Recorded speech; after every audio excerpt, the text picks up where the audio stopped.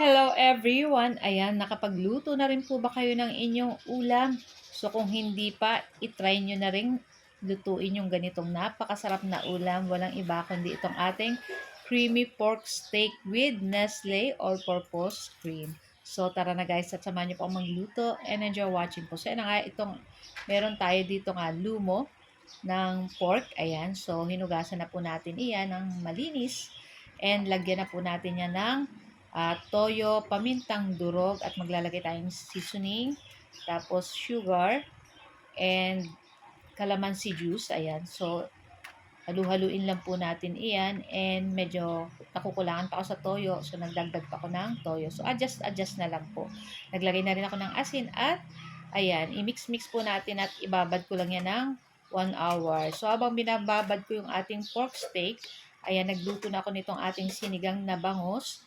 Kasi na-miss ko yung sinigang na bangus, guys. Ayan. So, napakasarap nitong ating bangus na nabili kasi sobrang taba. Ayan.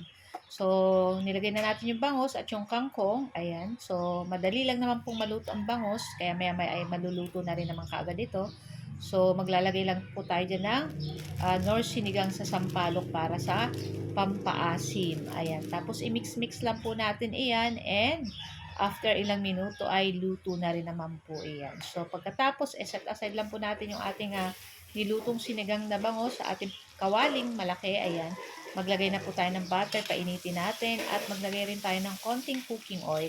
Pagkatapos ay ilagay na natin dyan yung ating sibuyas. So, hahatiin lang natin. Mamaya, pagkaluto, maglalagay pa tayo ng pang-topping. So, naglagay na rin ako guys ng 1 red bell pepper. Tapos, big cubes ko lang guys. Ako, itry nyo po ito. Napakabango and syempre napakasarap.